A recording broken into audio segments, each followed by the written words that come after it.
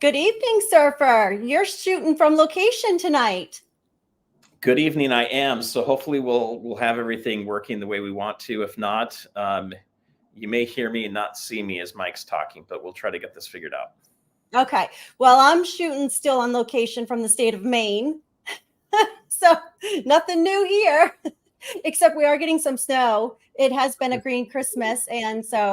And I do have to announce that the Georgia Bulldogs kicked butt today. So the Cruz household is really, happy tonight. So.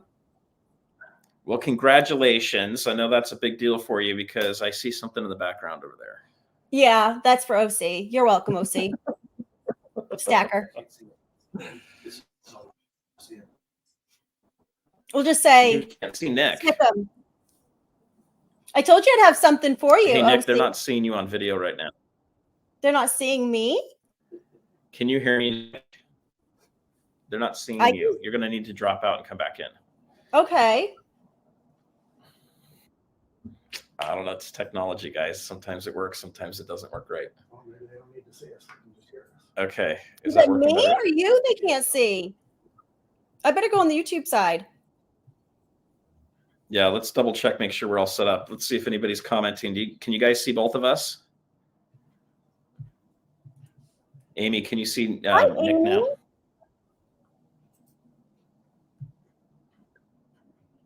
Oh, I'm seeing an ad.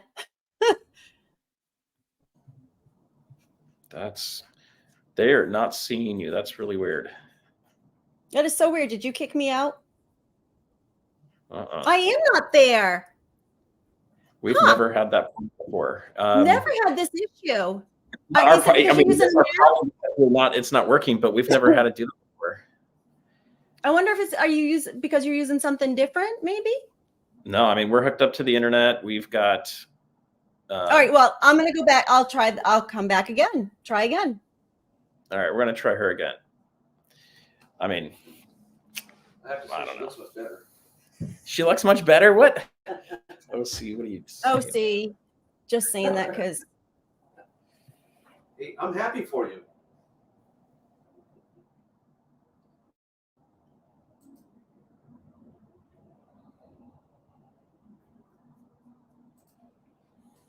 So now you're full. Hello, everybody. Welcome to the stream tonight. So we've got a great guest tonight. I'm excited to introduce you to him in a few minutes as we get everything set up here. But you guys are going to have fun. If you've been watching my channel for a while, you've seen a video with him at the Long Beach Coin Show. And we're going to talk about Pre-33 gold today, but we're also going to be talking about silver.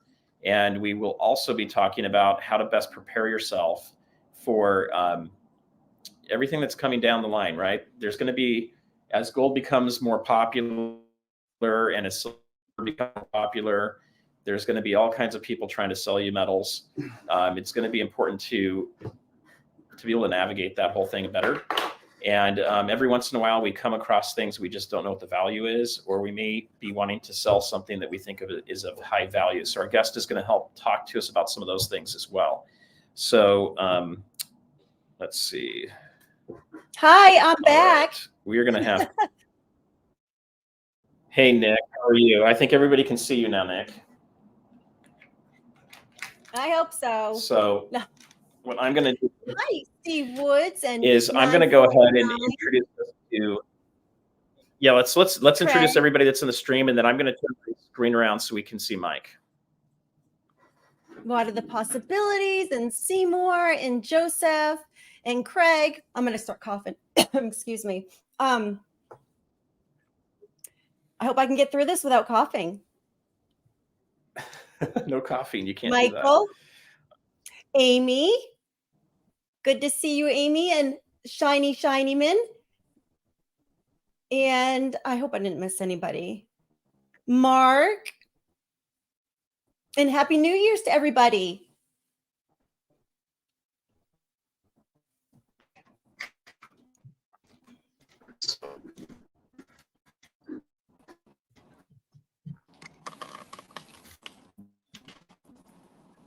I see two surfers. Does everybody else see two surfers? Let's see. I see two surfers. Does everybody else see two surfers?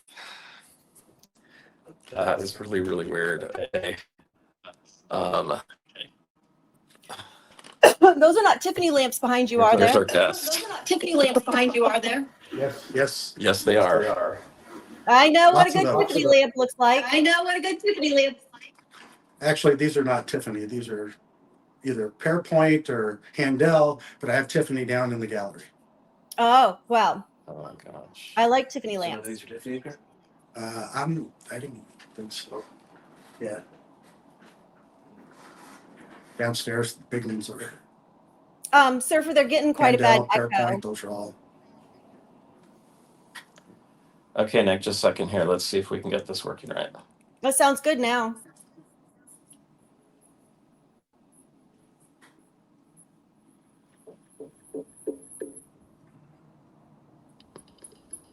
Dun, dun, dun, dun. Dun, dun, dun, dun, dun, dun, dun, dun, dun. Wicked Don't do bad that. echo. SPB? SPB, SPB, All right, this isn't gonna. Georgia Bulldogs. Georgia Bulldogs. Georgia Bulldogs. Georgia Bulldogs. You're welcome, OC. You're welcome, OC. You're welcome, OC. YouTube is missing staff. All right, we're gonna have to close this. I'm having fun with the echo. And now I'm all by myself. Now we can't hear them at all. This. All right, we can make this work, guys. So I'll be behind here. All right, does that work, Nick? Yes, I thought you would like that SPB. So now poor Mike has to see Nicole. That's gonna be a problem. All right, guys. So I'm still here, but so Nick, I wanted to, as we're starting off here, I wanted to introduce everybody to Mike Bonham, and he is with Tangible Investments here in Long Beach, California. Sorry, in Laguna Beach, California, which is where we're at today in his office. And he's got a beautiful backdrop here.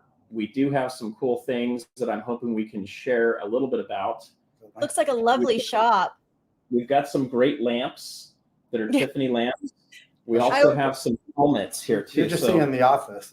This isn't the look shop. at that right there. Yeah, this is just the office. The shop's down below. So earlier we filmed the shop, and we've also I interviewed him a bit too. So we'll have some additional videos. I don't mean that to are coming. interrupt you, Surfer, but the piece behind him is very interesting. It looks like I see Lincoln behind him, and that looks very interesting. Oh my We're gonna goodness. have Can you tell us about that? Because I think I see a gun. Yes, so I'm going to give you guys more details on that on a video dropping this week. Oh, I'm sorry. I'm asking too prematurely, but that looks very interesting to me. There's some cool pieces in there, so we're definitely going to get some shots for you guys to see that a little bit Is that more. for sale? No. So you're not of the mind of everything's for sale or everything has a price. I've been offered a few times. I guess I would listen. It looks like a very Everything interesting piece. I've got a 7,500 square foot gallery. Everything's for sale in it. So, Well, Surfer has invited me to come out to jewelry, California, so I would love to come visit your shop. I was telling Jared, do not bring your wife in here. She's going to walk out here with some jewelry. Oh, I bet. Sorry. I bet. So yeah, my wife would totally be buying up a lot of stuff. So this week I'll have a video that drops that goes over the gallery, and then it may be parts of it will hit this Abraham Lincoln piece here, as well as some great commentary around Yes. just how to navigate the precious metals market today. So we've gone over a lot of that today. We'll probably touch upon some of that briefly in our live stream. And then one of the things I'm hoping a fair amount of people remember Mike from a video I did a few months back, and would love to get some of the questions from the audience while we've got Mike on live around things like pre-33 gold. Why would someone buy it in the first place? Where's its place in your stack potentially? it's a favorite of mine, so I can tell you guys my opinion on it, but I know Mike can share that as well. And then, we started talking a little bit more about silver. We were talking about looking at the silver to gold ratio right now is pretty darn high. I think we're sitting close to 87 right now. So those are a lot of the things we kind of hit on today. But I know you had some questions for Mike as well, Nick. I do. Purchasing at auction and looking at some Pre-33 at the auction raw, not graded. And so I had some pictures that I saw that I actually saw at an auction, and I started to bid, but then I saw the prices going way too high. So I just wanted to kind of go through with them to see if I was kind of thinking through the process correctly when it came to the Pre-33 gold. Okay. This is where I interject. So what I'd love to do, Mike, is have you maybe give us a quick little intro. Okay. And I think it would be good to help people understand what your role is and how they might be able to work with you a little bit. And then I'd love to jump into her question and see if we can walk through that. Okay. Well, try to do the short version. I've been with the company a little over 35 years. Tangible Investments has been in business over 40 years. We actually have impeccable credentials, which we're very proud of. Very few people in this industry can actually say that. Beyond, I'm an A-rated member at the Better Business Bureau, which is not a credential. We are a authorized PCJS and NGC dealer or submission center, so we can help people all over the United States that want to submit coins for grading. Of course, the owner of the company is one of the original founding members of PCJS. So, very interesting. Yeah, one of the more talented numismatists in the industry. When you come and see us at a coin show, he's extremely busy because dealers are constantly trying to get in front of him for his view. In fact, in 1986, Silvano Di Genova put together the PCJS grading set that was set as the standard back in 1986 of how coins should be graded.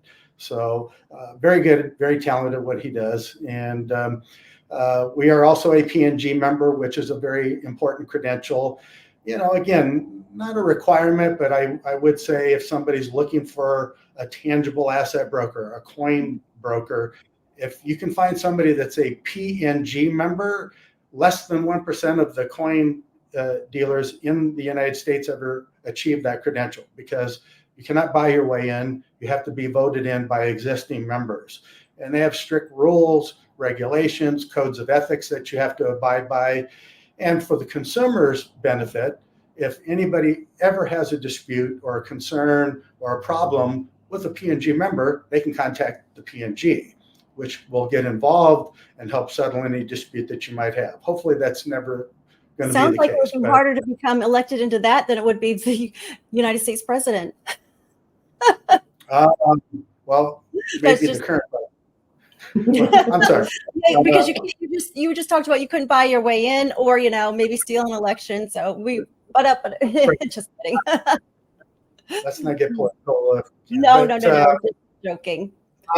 And another credential, I won't say a credential, but another key component.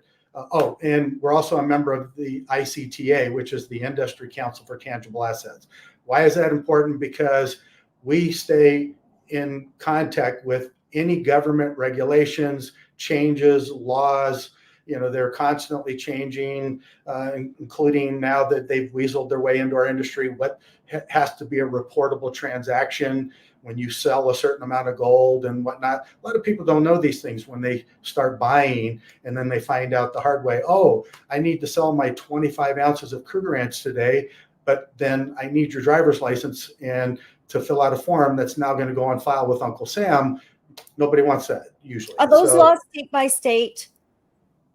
No, that's everywhere. Everywhere. Okay. Yeah. So unless you're buying anything but American gold, and you sell 25 ounces at one time, it's a reportable transaction. So of course you could say, well, I'll sell 20 now and then go back and sell another. Well, no, you can't do that either. And don't tell me you're going to do that, because that's called structuring. I'm not supposed to know what you're doing. But the point is, don't sell 25 ounces to one dealer within a calendar year, or 8 months from now, it could still be a reportable transaction, a cumulative. Okay, so anyway, we try to stay on top of what's going on with Uncle Sam. We are also a CCE member. What does that mean? That means the Certified Coin Exchange. They have a teletype system now that was modeled after the NASDAQ, made up of coin companies, so that instead of bidding on generic gold, which nobody should ever be trying to bid in an auction for a common generic piece of gold, when I could probably find it in a moment's notice by getting on the CCE, made up of all the other CCE members, and tell you exactly what one of those would cost and save you a whole bunch of money and time and headache. So there's a lot of ways to get that information. And if a 1907D, I saw one of the coins, 5 lib and 62 in a PCJ holder is available, I'm going to know about it. And if it's not on any system, I network with every major wholesaler. They all know me. We all know them. I could probably find one very quickly. So instead of paying a premium plus an auctioneer cost of doing business, see me first and see if I can help you out. On that particular one that we did, that you just mentioned, they got it at auction for $725, and I looked it up on and it was, the value was $875. So that person that bid at auction actually did well for themselves. Who said it was worth $875? PCGS when I scanned it. Okay, well, PCGS price guide is a retail price guide. Okay. So that doesn't necessarily mean that's what you should pay for a coin, but let's just say PCGS is not, they don't spend time updating their system every single day. They don't stay on top of the price changes and market trends as so often. Would you say it's worth more than that then? Probably worth less than that. Less than that. Okay. I'm saying my guess would be for a fairly common coin like that in that price range, you could probably do a little bit of homework and come up with a better number. Oh, very, very good to know. Yes. Could be wrong, but that's my guess. Again, PCJS price guide, the NGC price guide is a suggested retail number. Okay. And if you're talking about a $10,000 coin, a $100,000 coin, or even coins that I deal in up in the $1 million price range, you want to make sure. And again, PCJS isn't always going to be an accurate indicator. It's an indication, but there's other ways to get a better idea of the value. For example, you could subscribe to different magazines where you're going to get more of a wholesale price guide. So we can talk about that anytime, but look at the dollar amount. If you're looking to buy something in the $1,000 or $2,000 price range, take some time and shop around. You might save yourself some money. And I don't know how elaborate you want me to get on generic gold and different dates and grades and mint marks. My question would be, what would be the purpose of somebody buying that coin or bidding on that coin? I saw it at auction, and of course they started really low. So of course I started bidding on it, and when it got too high, that I did not want to spend that much on a coin. We'll say the 1881, because it's a very common date. Number one is what I looked at. It's very common. It was very worn, and I didn't want to spend what the auction as high as it was going. But Nick, why were you looking at that coin in the first place? Why didn't you just go down to like a local coin store? Because it just happened to be at that particular auction that I do like to look at, and it just happened to come up. So it wasn't that I was in the market for it. I happened to, see it. So it was. And we're not beating you up. We're just asking. Yeah, no, it's an auction that I visit very frequently. I'm able to get a lot of good prices. For example, Tiffany's jewelry. I've been buying Tiffany's jewelry very cheap from this particular auction. People obviously are not, in the market for Tiffany, but I'm thinking it's still silver and it's the Tiffany name. So I'm gonna bid on it. So these gold pieces just happened to come up, and people weren't bidding at first. So, I was gonna dabble if I could get it at a good price. Sure. And the auction is to start low to get. Well, of course, but usually not many people attend this auction. It's still fairly a new auction, so I'm trying to capitalize as. And how would you rate your ability to grade raw coins? that's just it. I'm not able to. I mean, especially in a picture, I have a difficult time. So that's why I wouldn't spend over a certain amount. I wasn't going to spend over melt. We'll just put it that way. I wasn't going to spend over melt. And it was well above that. So that was my guideline is melt. Chances are the auctioneer knows exactly what the coin's worth and what the accurate grade is. Oh, I'm sure they do as well. But again, it's an online auction. I only saw the pictures. And so that would have been my guideline was melt. And that's where I stopped. And if you want to buy raw gold, I would advise against it, but as a commodity, for the value of gold, absolutely. And I think there's nothing wrong with that. And I could probably help you with that as well. I mean, right. But again, I was looking at mintages. I was looking at, there was one that was very low mintage, and that was the 1886. I mean, it was one of the lowest mintages in that series. So, and that went for big money on that particular auction. But again, because I really didn't know what I'm looking at when it comes to pre-33, my threshold was melt. Well, and mintage is only part of the equation. Of course, but of course, condition yes. The survival rate and what is the actual condition of the coin. So those are all things. But hey, I appreciate your efforts, and if you need any help, please feel free to reach out. I mean, still though, I wouldn't have been in the market for those particular coins anyway. But again, melt was I felt safe at melt. Sure. So Nick, a question I have for you. So if I go back when I originally interviewed Mike, we're at the Long Beach Coin Show, and he had a really cool set that there's only 3 of them that exist out there. One of them's in the Smithsonian Museum, and he can talk a little bit about that briefly as well. But we were talking about pre-33 gold. Is that something that you? Let me ask you, why would someone, in your opinion, go for pre-33 gold? And is that something that you think people that are in the audience may have interest in looking at? I'm sure they have interest in it. I'm sure that they would probably love to have some pieces, but some people just like, the modern bullion as well, because it is cheaper. And I don't know, I like pre-33. I don't have a lot of it, but I do have pre-33 because buying gold, I'm able to afford, a 1/10 American Gold Eagle a lot cheaper than I can get for pre-33. What if you can find them not that much more expensive? Then I would be in the market for it. Okay. Another question I would have as well is for the pre-33 is you have the gold value, but then you also have the numismatic value. What is the balance? Yep. Well, again, it depends. I mean, we were talking on our other video or segment, for example, a St. Gaudens double eagle, which is, a very popular design, which is what I love that. Yeah. Yeah. And the American Eagle was reproduced off of the Lady Liberty design. A lot of people don't know the entire history behind those, but, those were the original gold coins produced prior to 1933. And then when our country was in deep financial, trouble, Roosevelt decides to make an executive order. You can't own those anymore. It's now illegal to own them, turn them in or go to jail. So, but the advantage for your audience is that you have a finite supply with a old coin.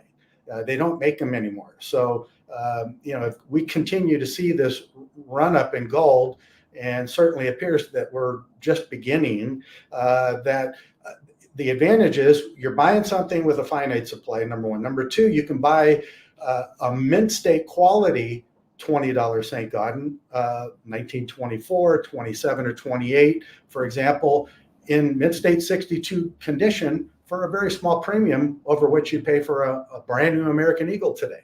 So that tends to make more sense because now you're getting, as you said, the gold play and a slight numismatic play, because now I'm getting into something that if gold does well, my MS62 St. Gaudens is more than likely going to outpace my gold American Eagle on the upside. Right, because of the numismatic value. Absolutely. And so, Nick, what we were talking about earlier today is, gold bullion is great for wealth insurance and as a hedge against inflation, as well as just other investments you might be making.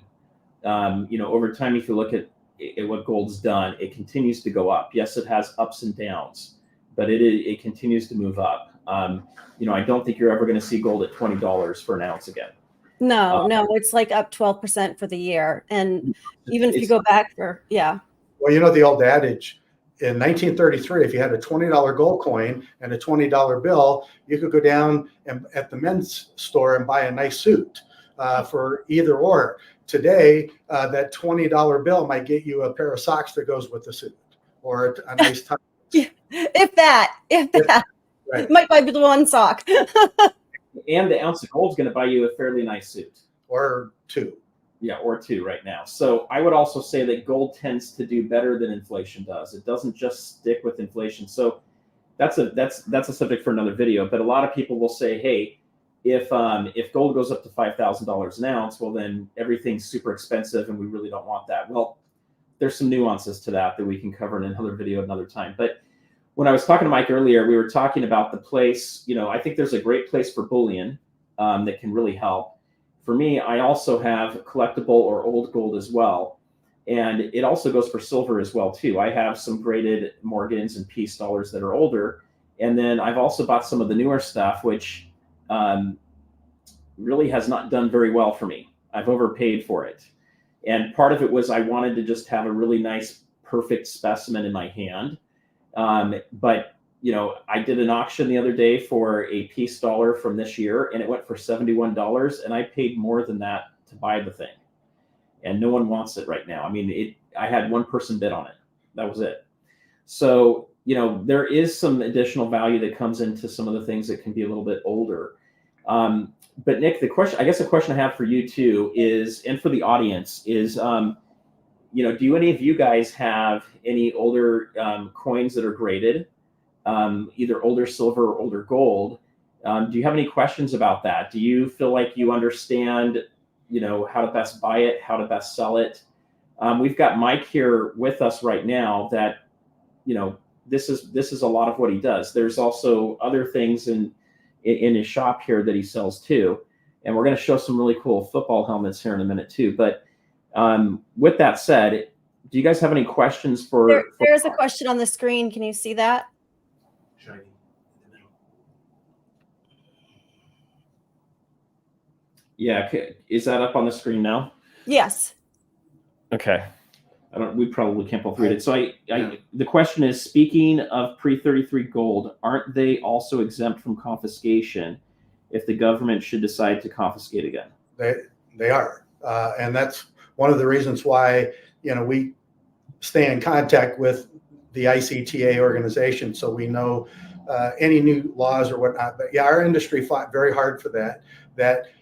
And that's why a lot of people prefer pre-33 gold versus modern gold, is that you have that extra added layer of benefit or comfort that, hey, if we go into another economic crisis, these now can no longer be confiscated from me. So that is correct. And that's why a lot of people would pay a slight premium to own something 100 years old and have that privacy versus, something modern. But Walmart question at Costco from Bobby Grace. I see Walmart and Costco going to sell gold and silver. What does that tell you, Mike, if you're starting to see Walmart and Costco selling gold and silver? well, just Walmart like, already does. pardon me? Oh, I'm sorry, Walmart. You can go on Walmart site and buy gold and silver. Yeah. Yep. What does that tell me? It just tells me that the awareness is slowly coming around. Just like we talked about earlier, India has vending machines now where you can just go put some money in the machine and get your gram of gold or whatever. So, gold is starting to hit the news. All the financial channels are now talking about it. Gold has recently hit all-time highs. And, when you see that, you have to pay attention, because typically that means there's reason for concern. And obviously the dollar is expecting to take a hit.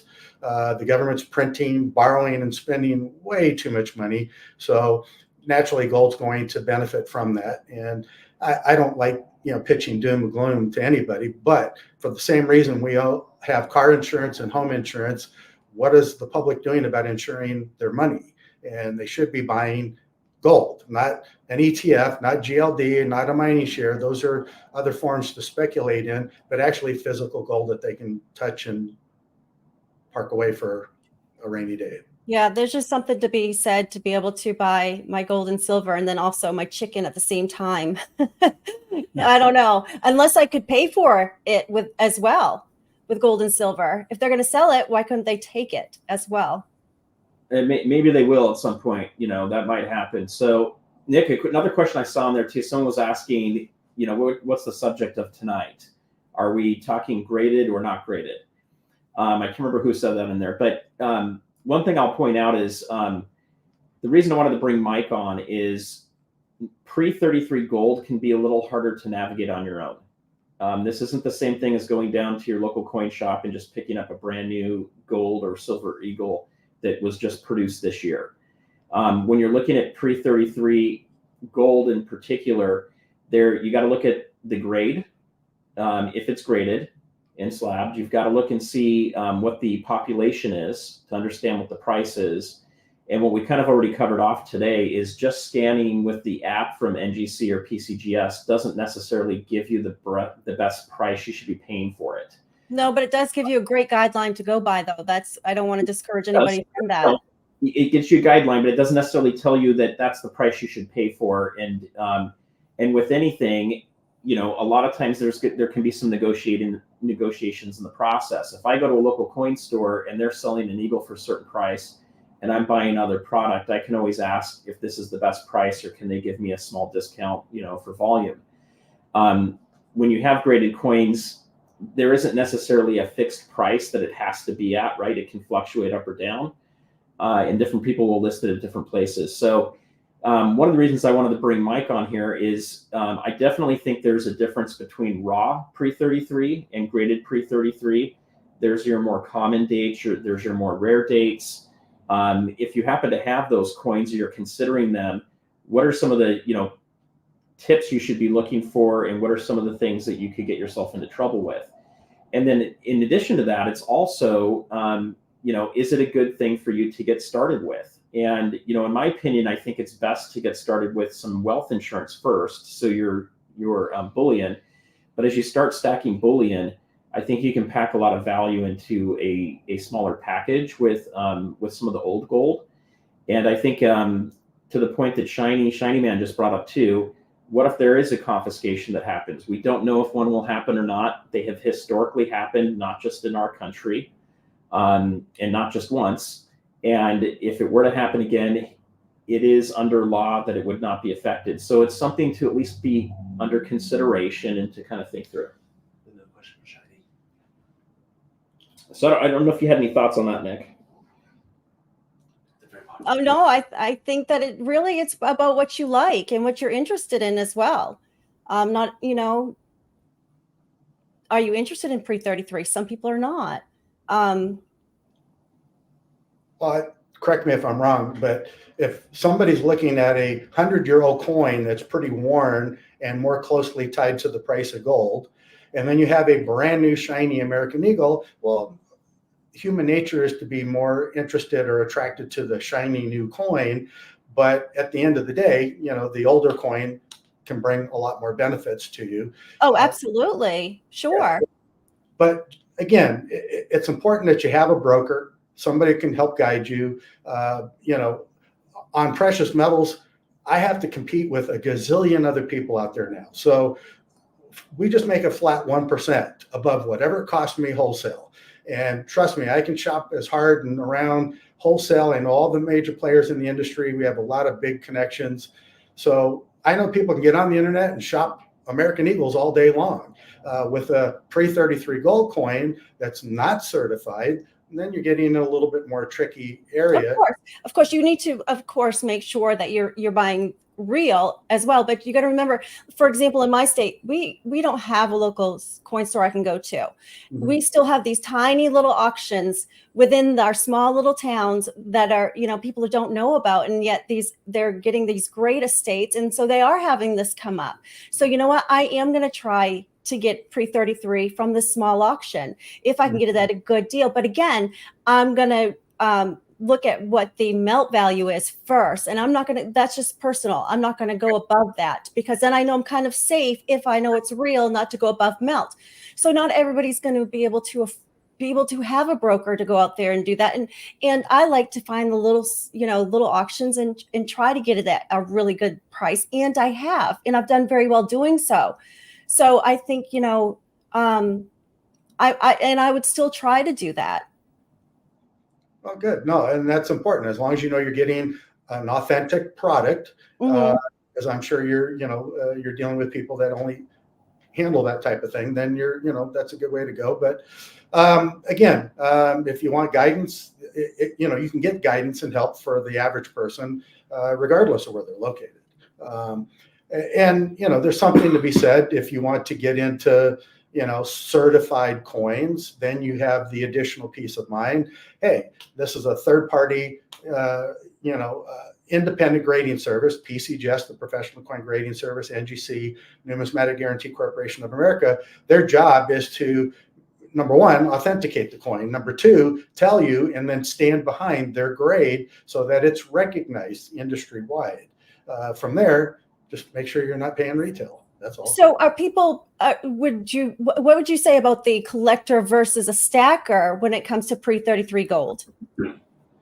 Well, I'm not sure. I mean, if I understand quite the term stacker, meaning unless you're just building up a certain type of coin, like let's say $20 gold coins or whatever, there's nothing wrong with that. The collector, look, there's, in my realm where I deal in coins get up in the $1 million plus price range. Right. I'm dealing with either collectors or investors. Okay. The investor could care less about the history of the coin and all these things. They want something that has real growth potential. And my job is to show them plenty of evidence and information why the coin is at this price range. And there's so much information today, auction records, reliable information out there. But when you get into collectors are hardcore people that are set in their ways. They love Morgan silver dollars, or they love $20 St. John's. And so what they want to do is continue to accumulate. And some are interested in trying to build the whole series. Challenge is a Morgan dollar collection, and there's 104 dates that make up that collection. So, when you get into the tougher dates, now your budget has to be able to cooperate, so these are all things you want to, try to determine what's my budget? What am I going to ever accomplish building a whole set of Morgan dollars? And what does that look like once I get there? But again, so really, again, that's where somebody should establish their goals and what they're trying to accomplish when they get into pre-33 gold, or, and same thing with, stacking silver, or even collecting, silver coins. Is they need to determine what their goals are, and that will also your budget. Budget is always important. I mean, because like I said, whether you pick the series, it could be wheat pennies to Mercury dimes to Morgan dollars and St. Gaudens. Every series has scarcer and better dates involved in order to complete that set. And what do those look like when you get to those? The last 10% or whatever to complete that set. So okay, so that makes more sense to me. So I can tell you right now that I like to have pre-33, but I'm not a collector when it comes to pre-33. Okay, good. If that makes sense to kind of define the terms a little bit. So yes, I do like to have it. I think it's pretty. I love the history. And again, I don't go looking for it, but if I see it at the auction and I think that I could possibly get it for a very good price, then yes. But as far as collecting and seeking out the pre-33. Well, collecting is more of a aspiration of, I love the history. I love this particular series, and I like the potential accomplishment of completing my goal, so that maybe I give this Morgan dollar collection to my son or my grandson or whatever down the road. But a lot of people, aren't as educated when it comes to, okay, well, I just spent 20 years putting together a Morgan silver dollar collection and they're all MS65 grade. Now what? Well, at some point you better start thinking about your exit strategy. What does that look like? Absolutely. 100%. And unfortunately, if you put together an impressive enough collection of Morgan dollars and you take them to auction, well, the auction house isn't going to sell them as a complete set. They're going to break it up. So Right. all the time and effort you put into it, may not be the same reward. Oh, But if I had that set, I would never want to break that set up. And I would actually put that in my will. If I left it to anybody, you could not break the Morgans up. But the investor sees, and look, even the collector, they're doing it as an investment. I mean, let's just call it, at the end of the day, every collector hopes that one day their collection is going to be worth more than what they put into it. So, Of course. and they better be sure they're working with the right professional, or they know what they're doing, and they're not spending too much, and they're buying good quality coins, certainly certified coins versus raw coins. But I have the luxury of working with, personally, a lot of high net worth people investing 6-figure and 7 figures into a collection or an individual coin. And they want to buy stuff that's world class. They want to buy stuff that has a proven, established track record of continuing to perform. And I don't know how much time we have, but I sold a guy 6 years ago the first silver dollar ever made in the United States. Anybody know which date that is? 1794. It's the first year of a silver dollar. And they only made a handful of those to begin with. Well, every 1794 dollar today, even in crappy condition, is a 6-figure coin and up.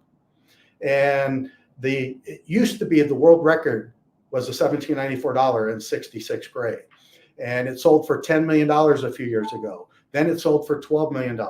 And then it got blown out of the water with a 1933 $20 St. Gaudens that sold a year and a half ago for $18.9 million. So, but the coin that I sold was the fourth finest $1794. My client paid $2.5 million for the coin, never bought a coin before in his life. And why did he buy the coin? Because I sounded knowledgeable, or I seem like I'm a nice guy, or because we have impeccable credentials? No. He bought the coin based on its performance prior to him buying the coin. And when we do brochures like these. So here's a picture of the coin. Here's the whole history of the coin. Then we have the top $1794 all listed here, all their pedigrees and the history behind them. But this is what sold the guy. So before he bought the coin from me, I'm trying to hold it upright. This coin in 1994 was a $300,000 coin. In fact, we know the client that owned it. And when you do the chart, in 25 years, the coin had performed 13%. So compound annual return every year for 25 years is 11% a year. Not too many investments had a performance and track record. And these are all auction documented numbers. There's proof and evidence. So my client paid $2.5 million, put it away. He passed away. I did my job. I convinced him to put some business cards and notes with the coin. So if something ever happened to him, the family knew who to call. Well, the family called me last year, told me he passed away, and they asked me to sell the coin for him. And we sold the coin for almost $4 million. And the sister, the executor of the estate, was very humbled because she tried to convince her brother to never buy that coin from me, since he knew nothing about coins. But based on the information, he made a sound advice. And we're very fortunate to broker the coin again, and the family did quite well. So, when you get into collector coins or investment coins, you got to do a lot of work. You got to show a lot of proof and evidence that the coins actually perform.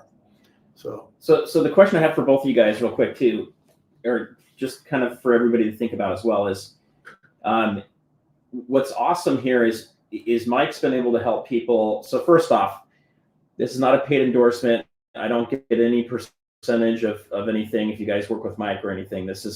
I found Mike. I've been really impressed by him and with his company and the knowledge that they have. And I think it's good to share that with you guys.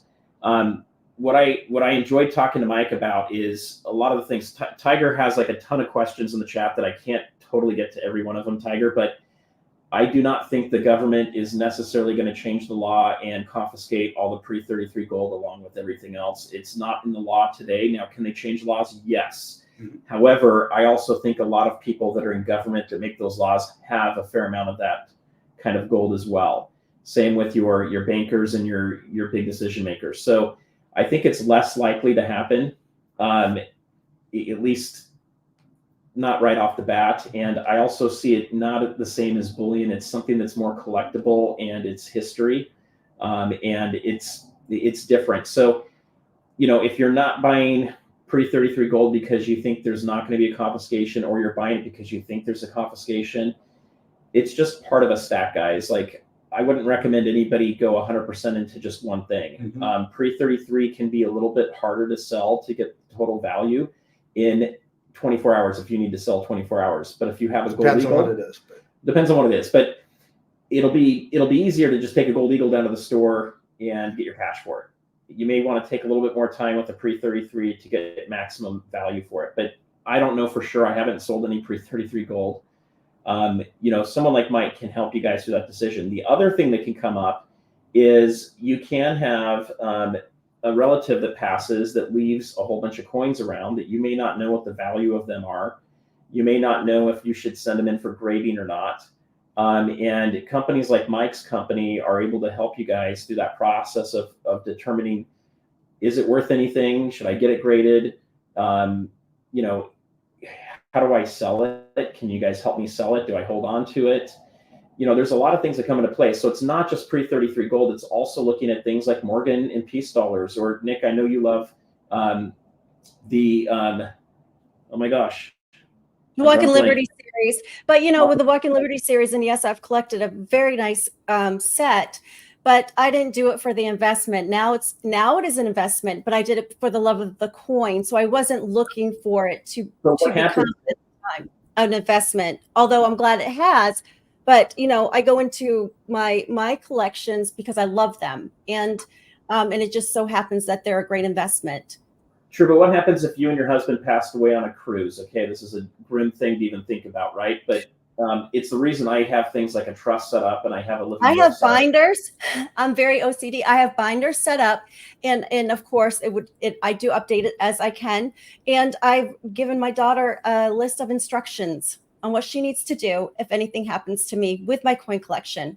And who she should go to. You have someone you should go to, and I've given her some guidance. Of course, I need to update that over time, but at least I've given her some guidelines, and she's not going to go into it blind.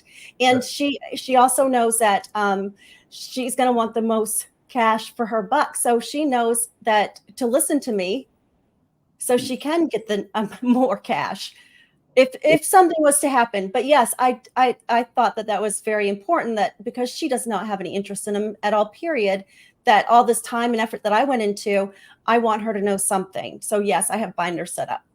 I agree. So that's one of the things. That's one thing I want to point out to everybody is when you're looking at things like it's one thing if you're just getting started stacking and you have $50, $100, $1,000 in precious metals, that's one thing.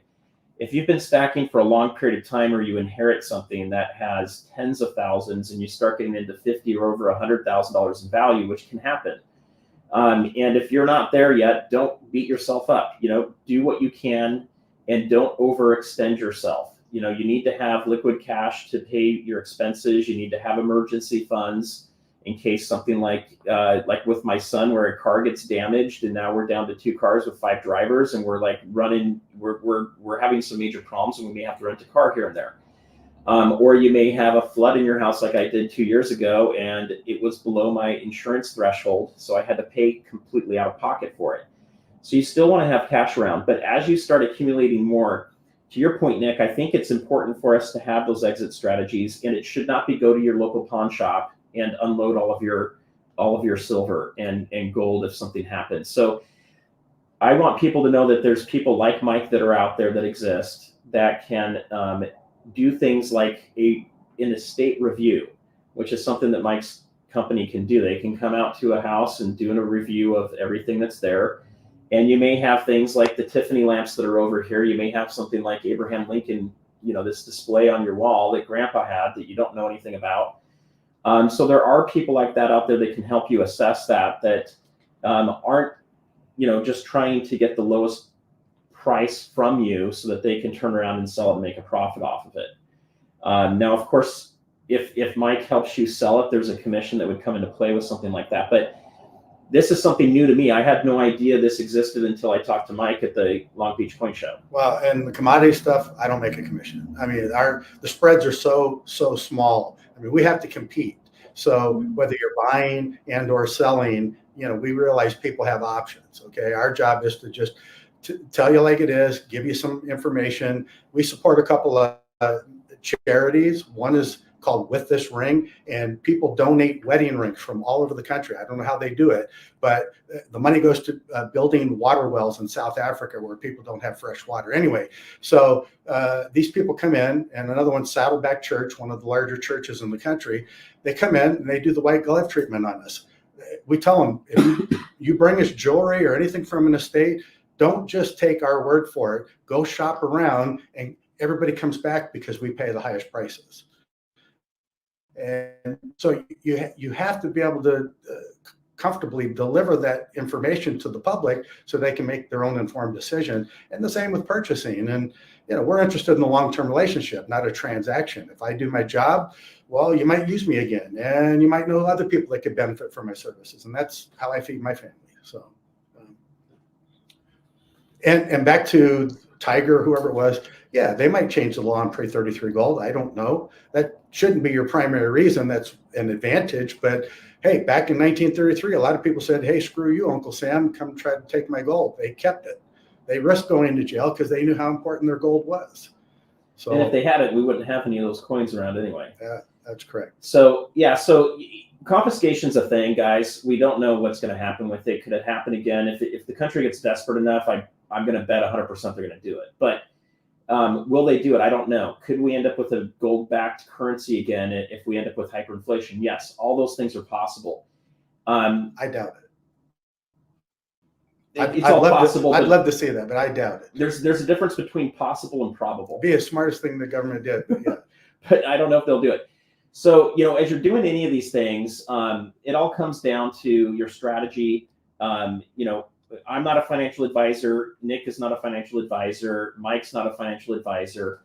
You know, we can help you guys and introduce you to different things and kind of share our thoughts on things. But one, I just wanted to introduce you guys to Mike again and kind of share that. But I think we're getting close to the top of the hour here, Nick. I don't know if you had a last question or not, but before we go, I did want to show you some really cool helmets and a pair of boxing gloves that you guys might think is cool. I got way cooler stuff than that. What else you got in here?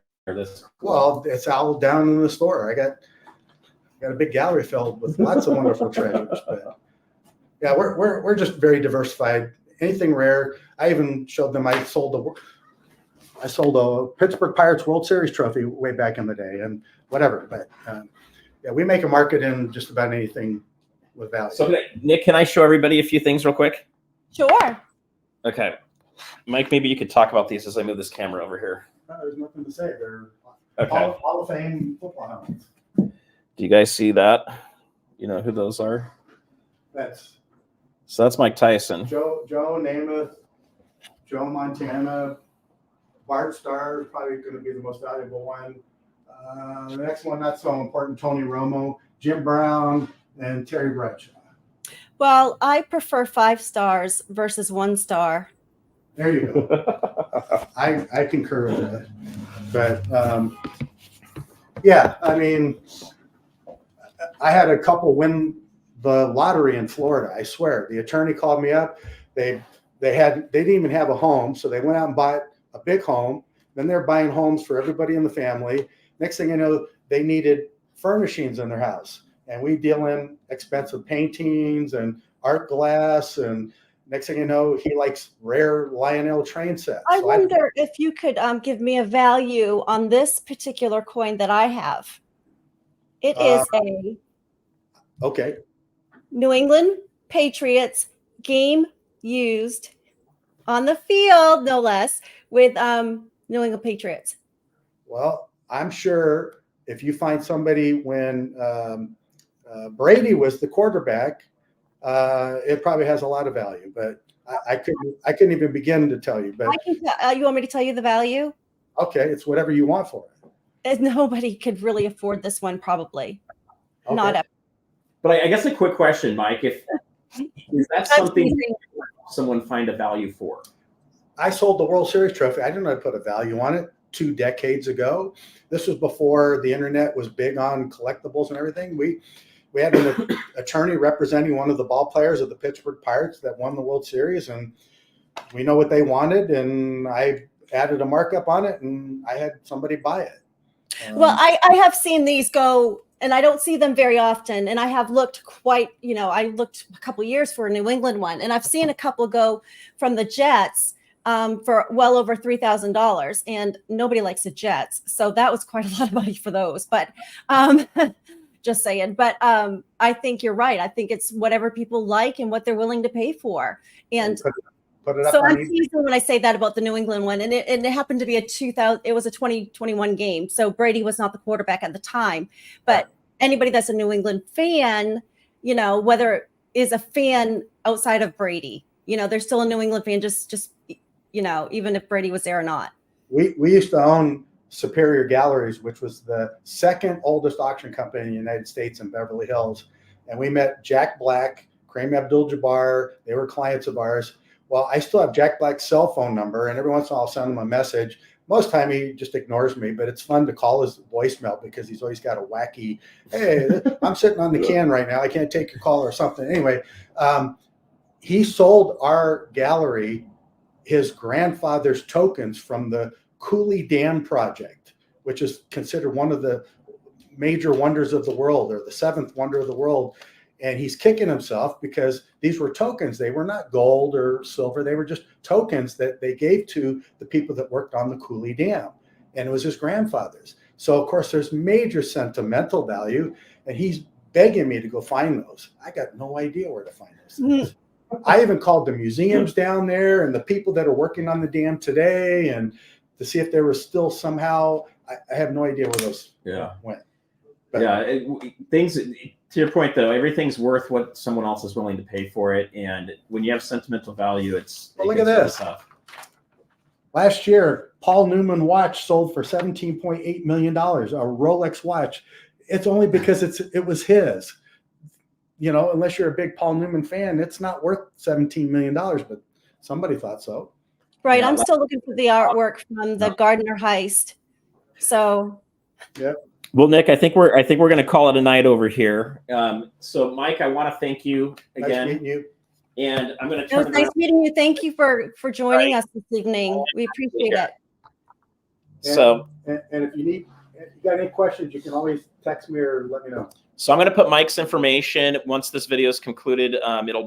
It'll be later tonight, but I'll put his information, contact information below. I know we've had links to the website that I think Craig's been putting those in there for you guys to go check it out too. But I'll put Mike's information down. If you do reach out to his company, do ask for Mike. Awesome tiara. We'll give him my cell phone so they just reach me directly. All right. Do you want to put that on here right now? Yeah. Okay. Do you want to tell them what your cell phone number is, and then I'll add it onto the my direct cell phone, so you don't have to get a hold of the switchboard or anybody else. 949-878-0393. That's 949-878-0393. Happy to answer any questions for you. Thank you. Oh, sir, go ahead. I was going to say, just so the chat knows, the flip coin is not for sale. I know they want to make a purchase, but the flip coin is going to stay in Nick's permanent collection along with my tiara. Yeah. So guys, I wish we could go way longer and everything, but we've been here for about 3 hours already. Actually 4 hours. So we've been meeting and going through a lot of stuff. But what I do want to throw out to you guys on things is, Mike's happy to take questions on a Morgan dollar that you might have. Okay. He's willing to take questions on peace dollars. He's got people in his company that can help answer those questions too. So it's not just the multi-million-dollar coins that are out there. It's also the coins that you may just be getting started with. But what I wanted to help you guys with too is you may come across the collection. I was just talking to OC Stacker and another person in the community here in California just found a big stash that someone's wanting to sell and hasn't even gone through it yet. And they're trying to evaluate how much do I pay. So it's probably going to be based on silver content. Well, once that stacker brings all that stuff home, they may start finding that there's some coins that are worth at least asking someone else about, getting some opinions. And then if you want to find out, hey, should I get this graded or not? You know, Mike's company can help with some of those questions and being able to do it. Now they can also send things in for grading for you too. So anyway, I wanted to bring that up. I think you guys enjoyed that. I'm curious to know if he has anything from New England, anything signed helmet or anything with New England Patriots, or anything with Marilyn Monroe. More likely Marilyn Monroe, but right off the top of my head, I don't have anything, but I'll keep that in mind. Okay. I would be in the market for that. Okay. I mean, Marilyn Monroe stuff is pretty common, actually. It is. Yeah. I mean, I've seen lots of autographed pictures and old stuff, but, you know, it's got to be authenticated. Yeah, I would be interested in like you know, she used to carry those little pocket mirrors, not an autograph so much, but like some of her items. Well, I bet you could look up some of her stuff at the Smithsonian Institute. Well, I can't get that stuff. Well, that's not for sale. Yeah. Well, I want to thank everybody for coming out. And anyway, I'll have some more videos coming out where we're going to talk about the Lincoln photo and all the coins and bills that were behind Mike. And we'll also have a little bit more of a, it'll probably end up being in 2 or 3 videos that come out, but we'll have a little bit more information just around, you know, pre-33 gold. Is it something you should look at for yourself? Is it something you may have interest in? We do quite a bit of a pretty long interview earlier today to just go through some of that. I think it's something, if you guys are going to look into it, I think you need to know what you're getting yourself into. Just be informed. Yeah, you got to be informed with it, right? With any of this. So, and to me, I like having a diversity of it. Like I've said, I'm a hedge stacker, so I stack for different reasons. And you know, for me, it's not just about weight. I know a lot of people are going after weight right now, but I have reasons why I'm not just going about weight. But I do have a portion of my stack that is just for weight. So for me, I'll share that kind of stuff with you guys every time on my channel and on our Coin Talk show when we do that too. But I want to thank everybody for coming. Please hit that thumbs up. And I don't know if you had anything else you wanted to say before we end, Nick. No, I'm good. Happy New Year, everybody. All right. Thanks, guys.